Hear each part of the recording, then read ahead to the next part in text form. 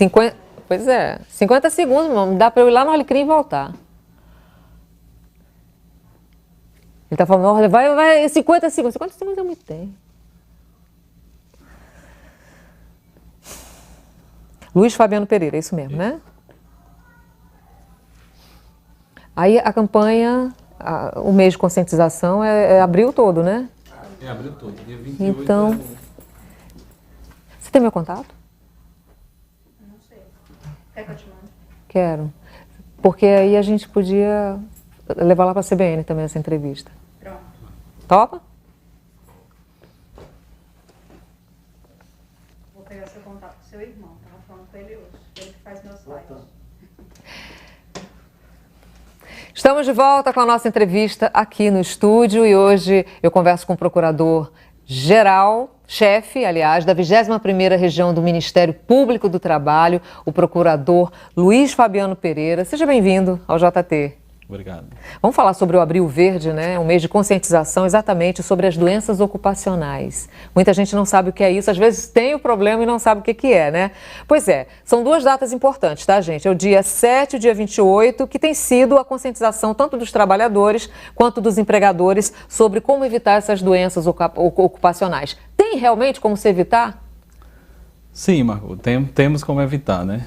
Na verdade, assim, todo adoecimento, todo acidente, né, ele é mais falta de prevenção, né, do que propriamente um caso fortuito, né, ou uma situação do acaso. E o Abril Verde vem nesse sentido, né? A gente quer conscientizar, né, a gente quer ampliar a conscientização para a necessidade de prevenção, tanto do acidente, né, que é aquela situação pontual e aguda, né, quanto da doença do trabalho, que são aquelas condições de saúde em que o trabalhador vai tendo sua situação deteriorada ao longo do tempo, mas por conta, né, do trabalho exercido. Quais seriam as responsabilidades da empresa, né, do contratante, né, em relação a preservar a integridade física, por exemplo, desse empregado, né?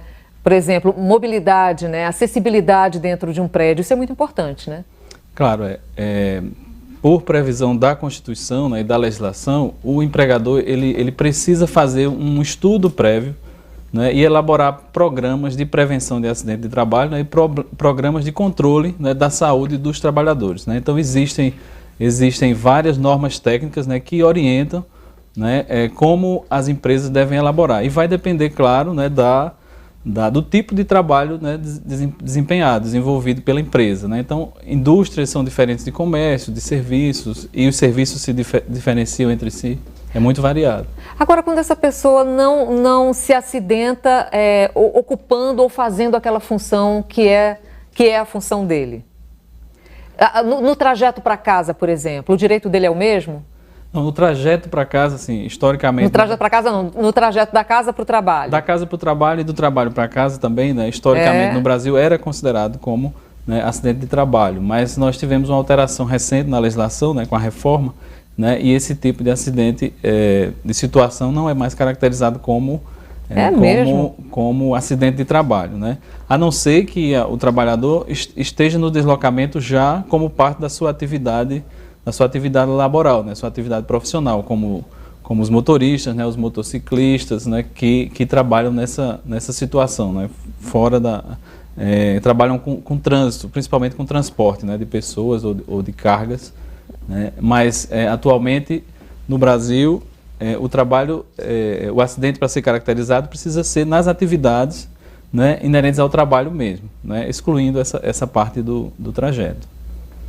Mas entenda a minha pergunta. Por exemplo, eu sou jornalista, trabalho aqui no prédio, e se eu rolar da escadaria, por exemplo, agora, eu estou no meu ambiente de trabalho. O meu direito é o mesmo de uma pessoa que se acidenta exercendo aquela função? Sim, nessa situação é um acidente de trabalho. É um acidente né? que durante o período em que você está, né, exercendo suas atribuições, suas atividades, né, e acontece o infortúnio, acontece o acidente, isso caracteriza sim acidente de trabalho. O que eu falei da exceção é quando você está fora da empresa, né, no deslocamento de casa a trabalho. Mas dentro da empresa, mesmo que não seja manipulando, né, ou realizando atividades típicas, né, do seu processo produtivo, se ocorrer um acidente, né, uma queda, mesmo que seja num setor diverso, numa atividade que não é aquela rotineira, né, mas que está dentro, né, da empresa e do processo, né, do processo de trabalho, né, então isso é considerado sim um acidente de trabalho. Aí nesse caso, quais são os deveres da empresa e os direitos do trabalhador? Bom, a empresa, né, precisa antes fazer aquele planejamento de prevenção, né? Mas se o fato ocorrer, a doença ou o acidente de trabalho, né, é imprescindível que a empresa comunique, né, aos órgãos de fiscalização, ao Ministério do Trabalho e Previdência Social, né, para que o trabalhador tenha acesso, né, aos benefícios previdenciários e para que o próprio Estado, né, tenha conhecimento daquela situação para elaboração de políticas. Agora, um novo formato que veio com a pandemia, né, se intensificou, foi o trabalho em home office, né, minha gente? Agora, como identificar um acidente de trabalho dentro de casa? Isso é possível? É possível, né? Nós não temos ainda, assim, situações, né, casos concretos, né, em que a gente tenha, que eu pelo menos não tenho acompanhado nenhuma situação dessa. Mas não, mesmo? Em 2 anos de pandemia? Mas não assim, hipoteticamente é possível, né? E aí seria uma situação em que o empregado está efetivamente, né, a serviço, né, está na sua atividade produtiva. E aí, mesmo não estando no ambiente da empresa, caracterizaria tranquilamente, né, o acidente de trabalho. Vamos falar, a gente estava até conversando aqui nos bastidores sobre a síndrome de burnout, né, que nada mais é que um esgotamento, né, um cansaço assim extremo, né, e que acaba consequentemente provocando outras doenças psíquicas, emocionais, físicas. O trabalhador, a legislação brasileira, ela garante algum direito a esse trabalhador que tenha esse diagnóstico? Sim, o burnout é um esgotamento, né, que pode ser físico, mas pode decorrer também de causas psíquicas, né, causas de organização do trabalho, das condições que o trabalho é desempenhado, né, é primariamente assim considerado um desgaste, uma doença mental, né, pode iniciar a partir da doença mental e todas as doenças mentais, quando adquiridas, né, em decorrência do trabalho, elas são consideradas e equiparadas a acidente de trabalho. Então, assim, a proteção de um empregado que se acidenta numa construção ou num comércio, né, é o mesmo de um empregado que adquire uma doença em decorrência de algum tipo de assédio, de algum tipo de organização que acarreta esse esgotamento mental e até físico. Ou seja, independe da carga horária.